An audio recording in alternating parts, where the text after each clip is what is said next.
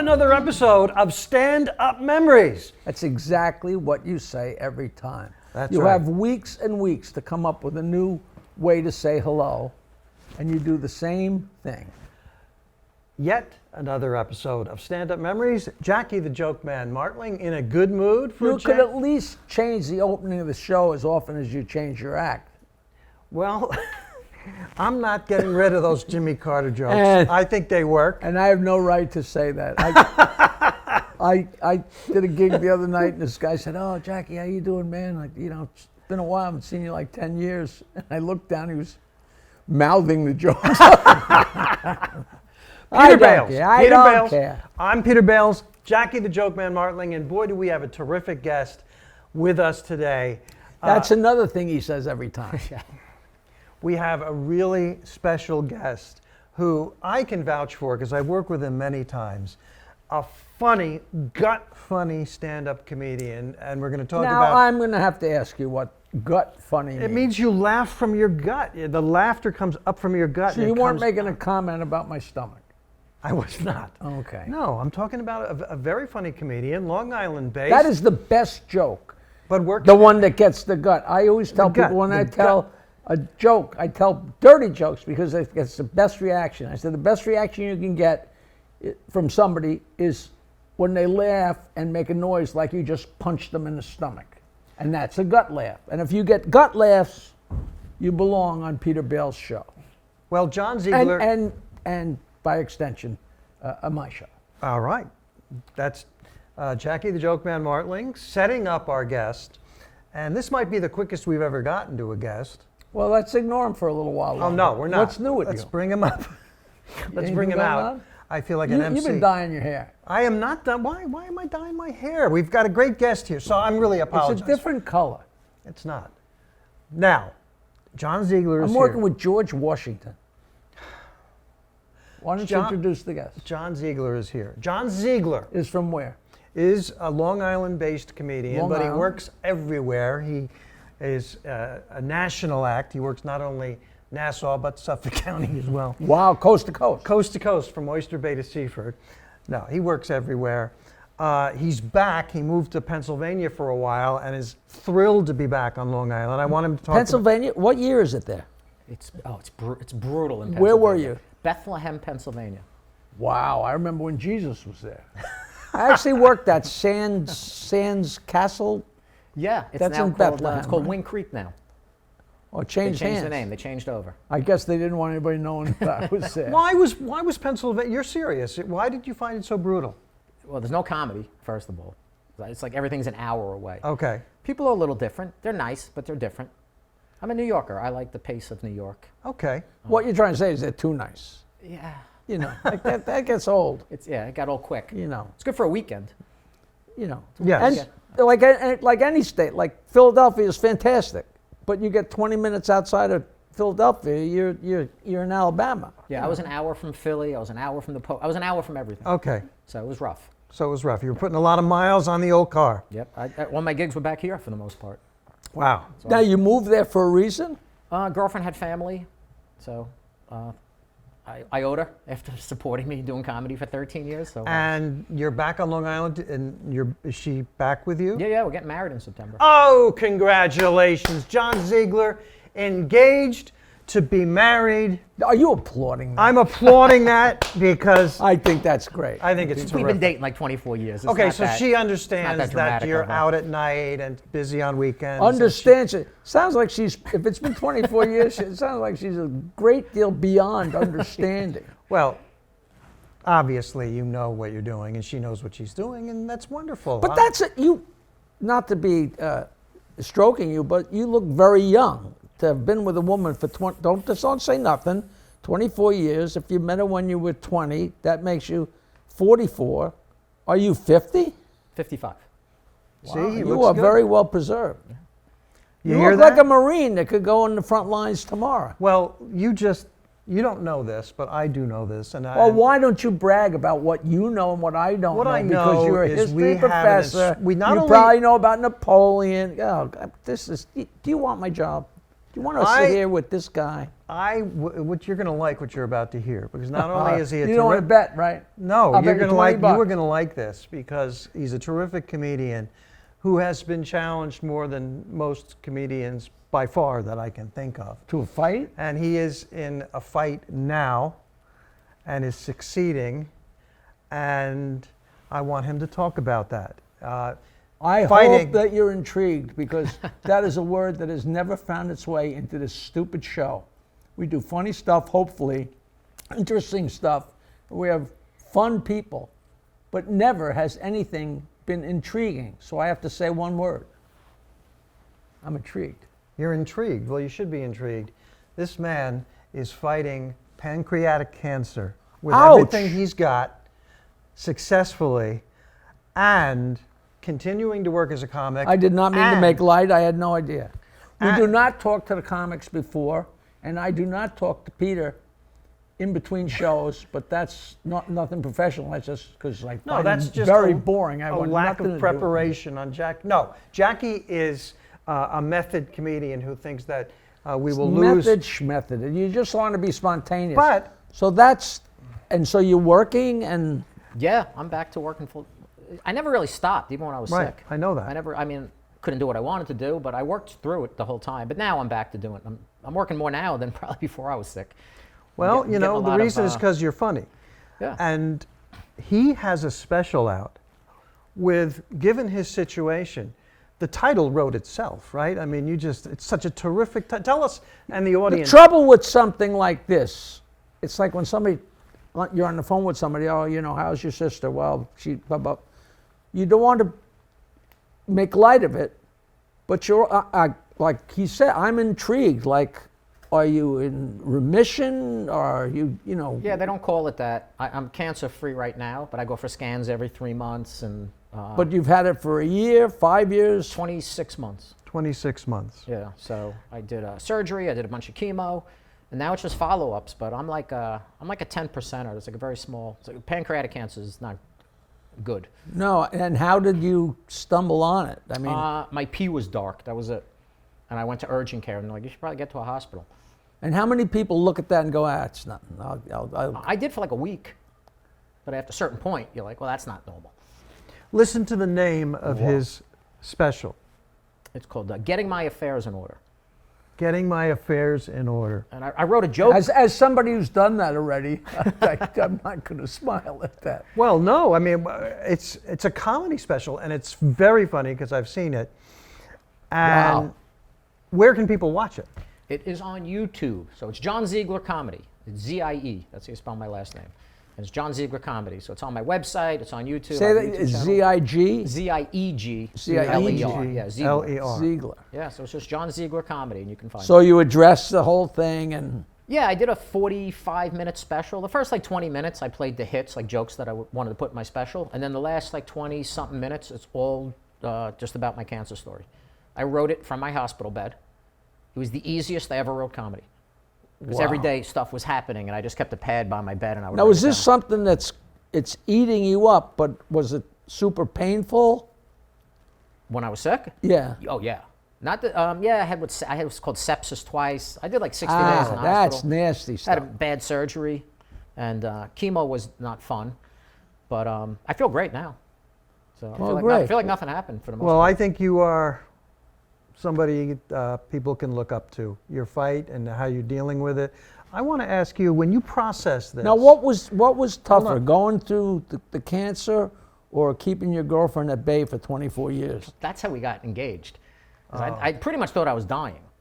I knew what I had, and she's like, I'm like, I guess just I can be married for 6 months. How hard is that going to be? Yeah, that's like tipping the funeral director on your way into the hole. You know? So That's kind of what it was. when Sorry. when you got the horrible diagnosis, how long before you knew in your heart and in your brain that you had to do a special?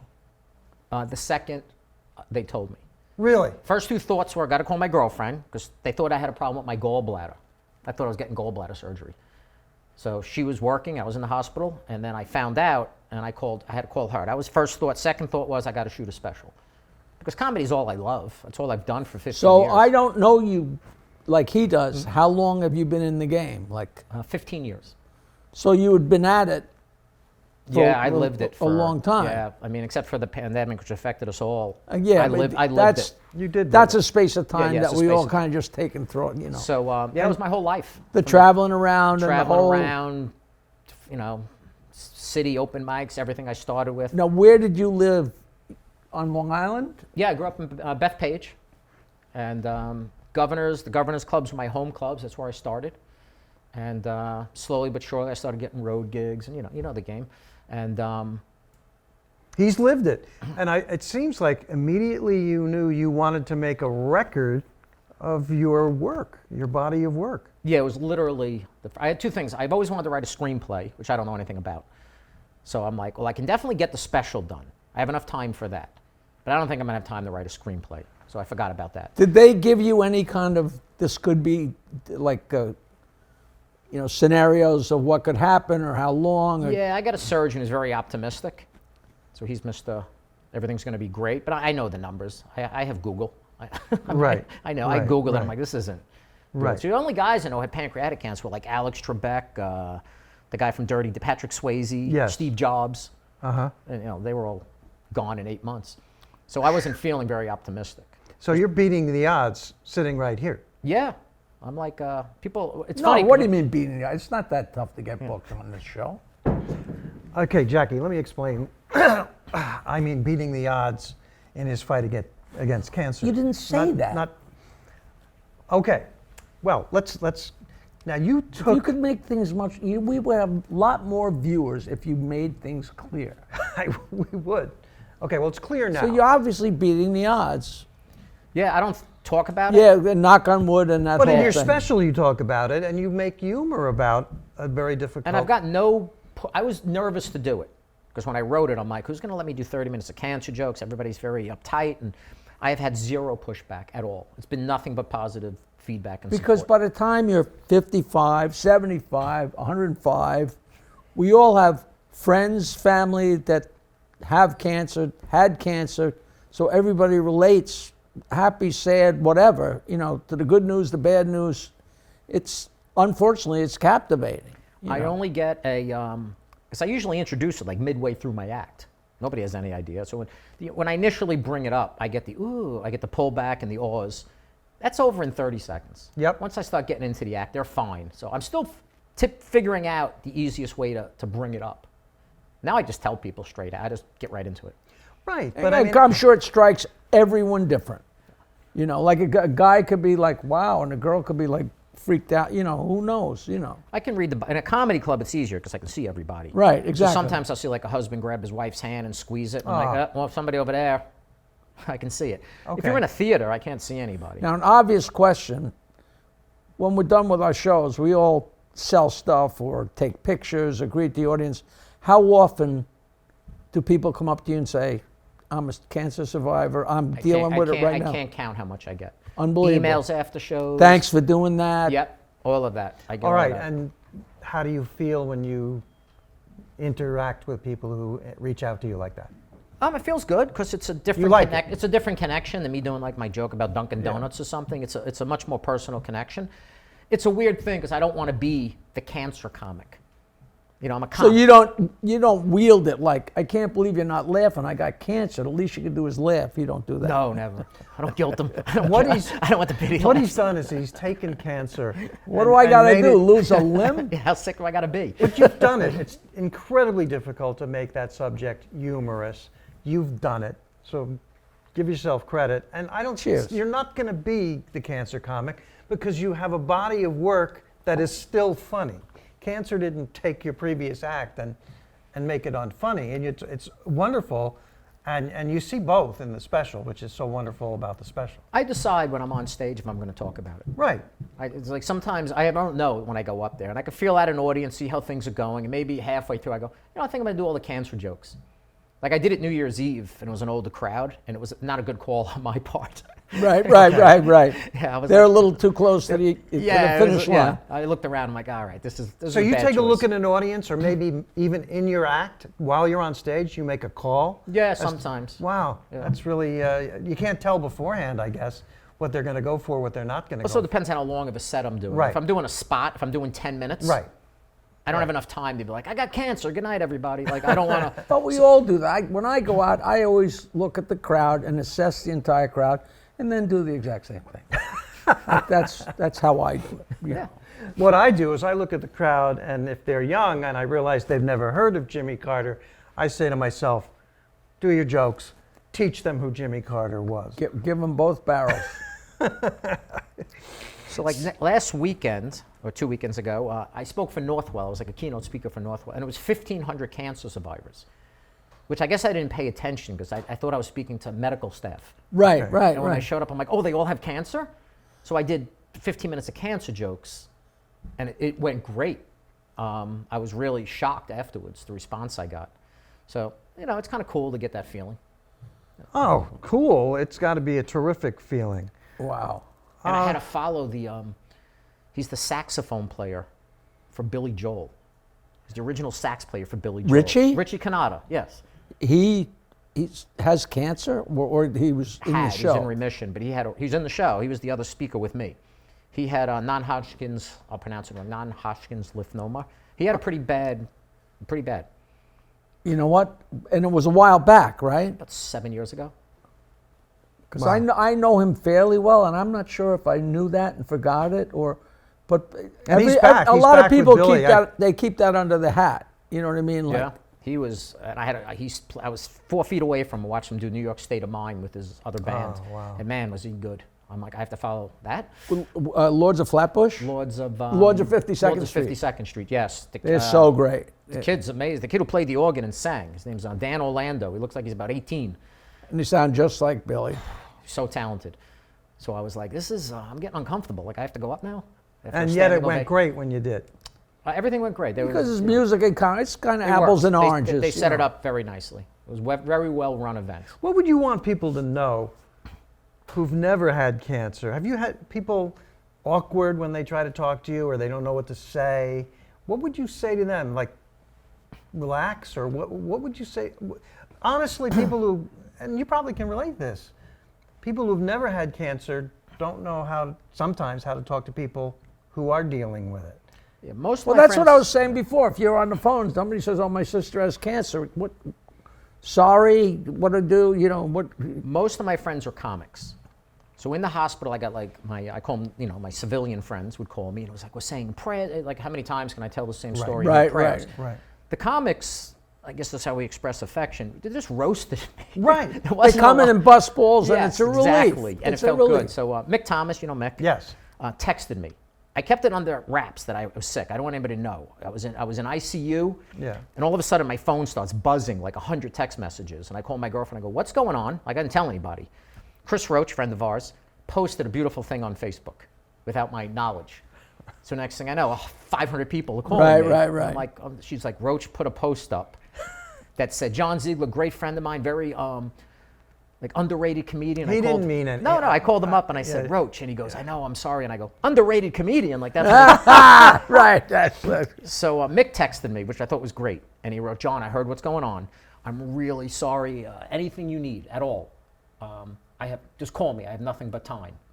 And I put my phone down. and are there any gigs you're not going to be able to make it? Well, his second text, it's hard to have comedic timing through text. Yeah. right. He Right. texted back after he said, "I have nothing but time," and it buzzed again. I pick it up and said, "Unlike you." Oh God. But he waited like 3 beats on the text. I'm like, Right, man, that was good. And, right. That made me feel good. Mick Thomas, he's talking about, an Irish comedian booked on the show in the future. And Chris Roach has been on our podcast. We love those guys. Yeah, both good friends of mine. And So. to the people at home, this is proof from John. When comedians insult each other and roast each other, it's a sign of affection and trust. Not when I do it to you. There are exceptions, but am I right? I mean, it's Absolutely, It is absolutely. when I'm kidding. That's what made me feel the best. Man, I can That's nice. imagine you're lying there and you got 1, 2, 3, 4 civilians. It must Same sound con- ugly it's the to same people at conversation. home. Same conversation. And all of a sudden you see a comic come walk in the room and it's like, you know. Oh, I had no visit. I didn't let anybody visit me. My girlfriend was the only one I allowed, and my family, of course. But Right. I didn't friends. You got tubes in you, so I don't want people coming in. Right. But text, Roach doesn't really sleep, Chris Roach. So it felt like a lot like a booty call at night. It was like 2:30 in the morning. You don't sleep in a hospital. They're taking your blood pressure every 4 minutes. Right, so I would right. text Roach at 2 in the morning. I'd be like, "You up?" It was like a booty call, and he was always awake. So he would always He's be a like, great "Oh, Oh, That's that's character. nice. Great That's character. So it helped me a lot. We would talk from like 2 to 4 in the morning.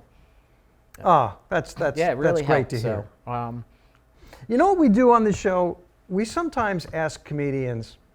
We never have sex with each other.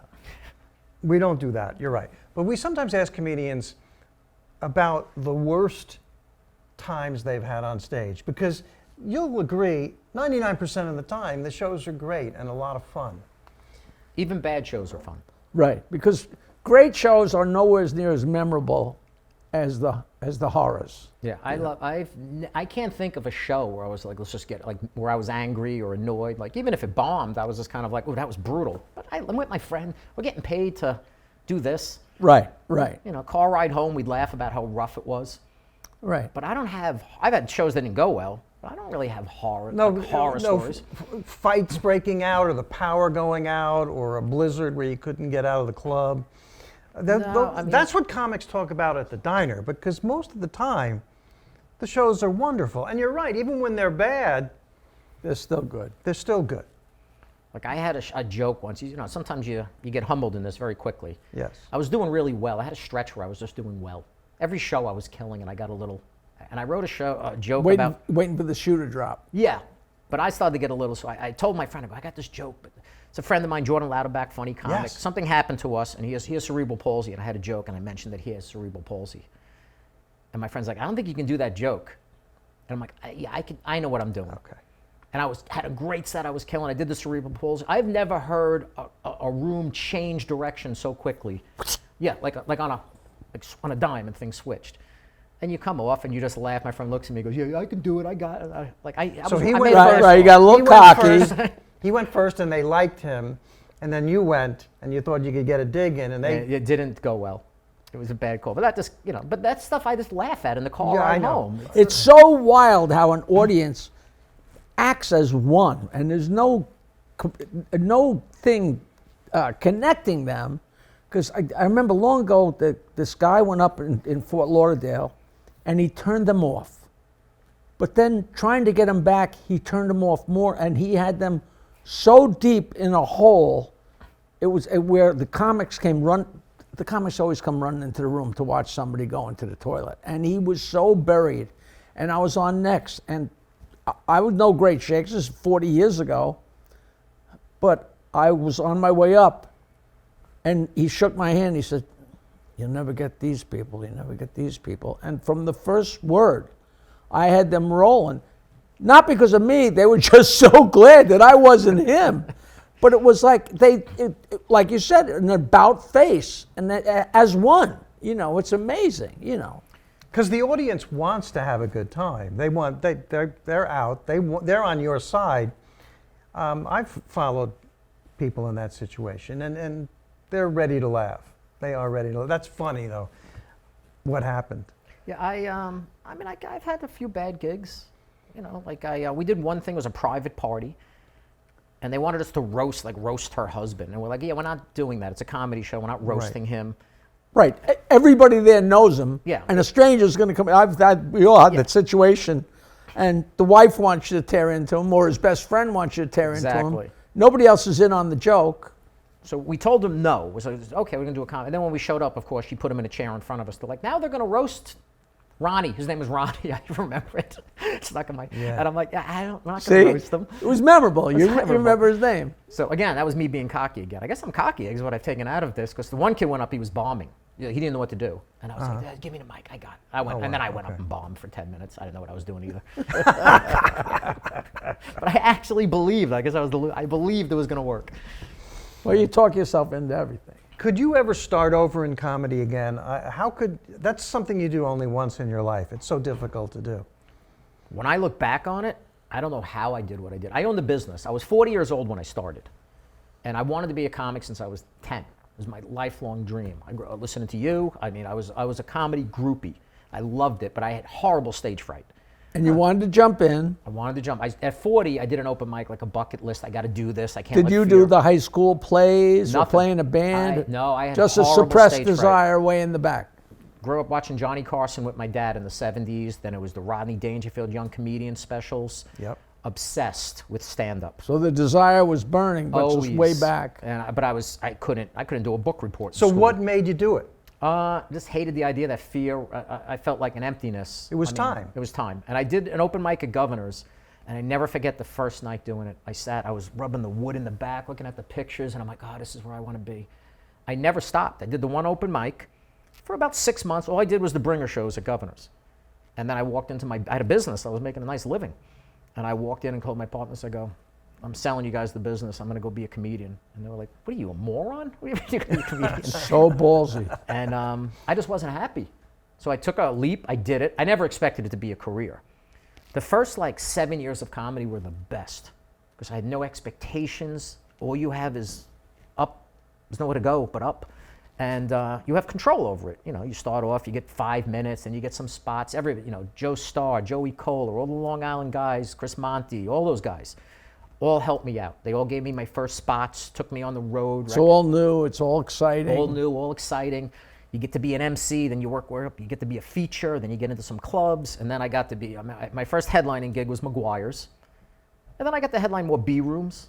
Connecticut used to be a Brad Axelrod, or those treehouse Yes, rooms in Connecticut. yes. I'd get into those, and it was all exciting. Then you hit a point where you're headlining, and I'm like, all right, I don't know how to go. I'm here now. There was a plan. Now I'm stuck, and that's when it stopped being as fun. Gotcha. To the audience at home, he mentions Joe Starr, a future guest on this show. Okay. And Chris Monty and Joey Kohler, who have been guests on this show. So And stand the very, very, very cheap, but now retired Brad Axelrod yeah, was such a was, character. How much the, do you owe the you? owner and the producer of the Treehouse Comedy Club. A great guy, great friend for many StandUpMemories.com. years. Go back in our library and you can see our shows with some of these gentlemen. Brad was always very good to me, Brad. Yeah, he was always good to me He was too. always good to me too. But I must say he is that. a cheap best. I think he'd be offended if I didn't throw that in. Now, you have had your challenges as a comic, and we've talked about your main challenge, but you took caring for your mom and made it funny on stage. Yeah, tragedy is the best thing in the world for me. So when my mother had Alzheimer's, to this day, I think it's the best 10 minutes I've ever written. And then when I got cancer, I have about 25, 30 minutes on that.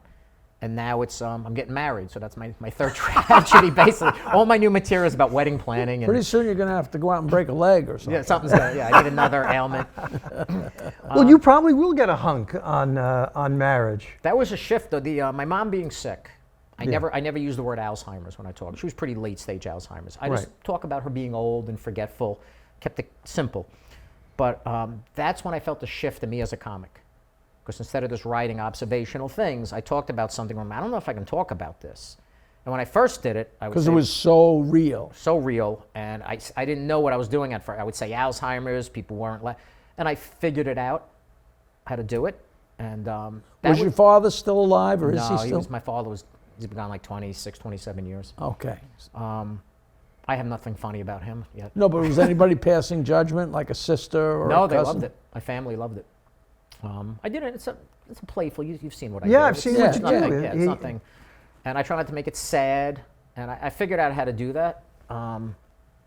That was a big shift for me though, where I'm like, oh, this is what I want to do. Because in the beginning, I'm just memorizing jokes, and I just don't And want the to forget it. I don't reason want to is forget because you went from being an observational comic to being a first person, I, me, this is my life comedian. That is a shift for a comic. Even the reaction from the audience was different. People come to me like, dude, that stuff, I went through this with my mother. It was so real. They want to buy drinks for me at the bar. And I go, I kind of like this connection more than that joke I wrote about, Right. the Right, deli right, counter right, or right. whatever else, which I still like a big laugh. So I don't care if it's on Dunkin' Donuts and I get a big laugh, great. If you're watching at home or listening in the car, listen to what John Ziegler is saying, new comics and people thinking about going into comedy. If you're thinking about doing observations or talking about yourself, I have always thought talking about yourself is more meaningful and rewarding, and now you're hearing it from a guy who's lived it. Yes, that is a total shift for you. Well, you know, it's weird. I started doing comedy coaching. People have asked me for years, because I guess I'm more of a writer than a performer. I'm learning. I've become a performer, but writing came easier to me. Being on a stage, I was very wooden. It's like I don't move very much. It took a while. You don't give yourself credit. I mean, It took a while. It was like I felt very uncomfortable in my skin on stage.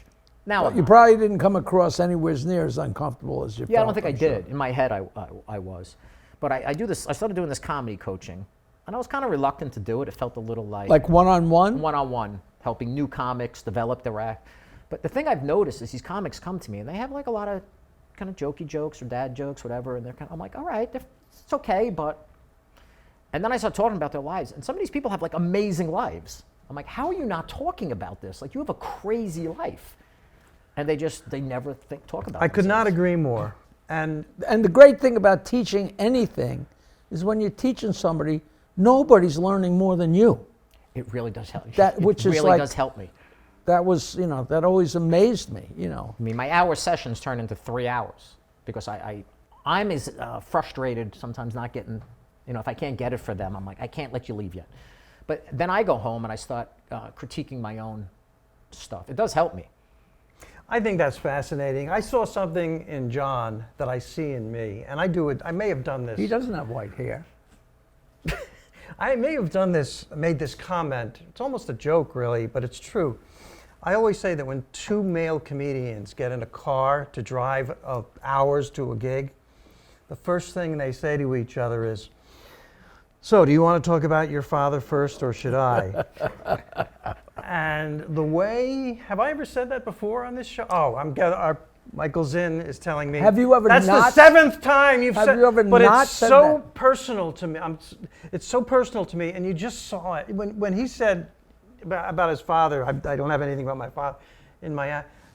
You're not ready. You can't. I can't. It's too heavy. Perfect. My father was he was a very funny guy. Okay. Yeah. That's the one thing we shared was comedy. Okay, so why do you have nothing in your act about your father? No, it's not like I've tried sometimes. Because it's all too positive.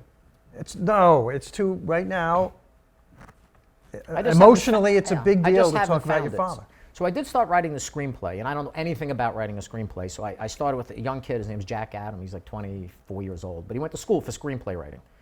And so we're doing it together. And in that, I have a lot of stuff on my dad, because he was very influential in me wanting. We didn't have different than my relationship with my mom, very close. With my dad, it's like, growing up then, it was like, you watched the Muhammad Ali fight. We talked about sports and comedy. And I was a late bloomer in terms of dating. He was into girls. So It was the exact same thing for me, except we didn't talk about sports and comedy. But my bond with him, we used to watch, it was, whoever was big on Carson back. Rodney was a big one. Yes. In the 70s, Rodney. And There's nothing like sharing a laugh with anybody, right? and I used to watch the guys on Carson. Like, he'd laugh, and I'd be like, I want to do that. So, coolest memory I have that made me almost tear up a little bit is I got to open for Robert Klein at the clubs, like, I don't know, 9 years ago.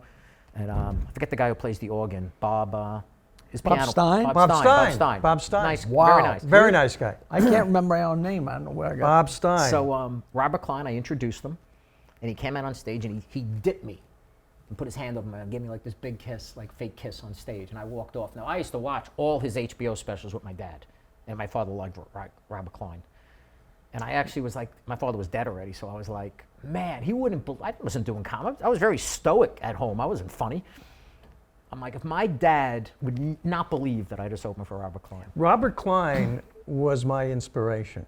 A lot of people's, yeah. And when I started with Jerry Seinfeld said Robert Klein is my inspiration. We both memorized Child of the 50s, his first album. I mean, for the most part, he was first out of the new anything. He was first, kind of simultaneously with Carlin.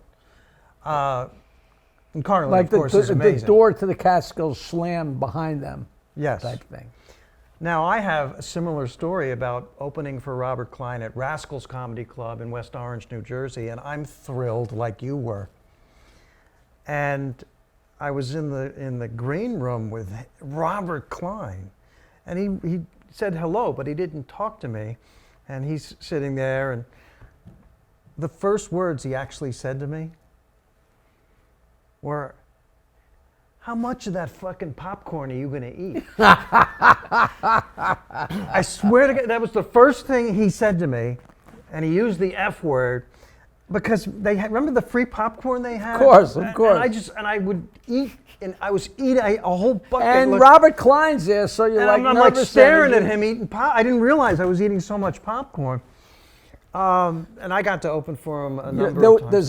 There was a famous club, which there kind of still is on Long Island, called My Father's Place. Yeah, Roslyn. And it's been around forever. And Epi is the guy that runs it, and he's been around forever. And he's always been such a cheapskate. I guess that's a theme. But if we're talking club owners, and he still is.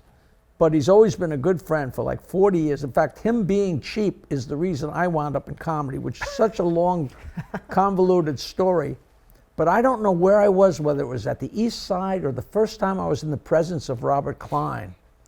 And I'm like, that's Robert Klein. And of course you want to talk to him, but what am I going to say to Robert Klein?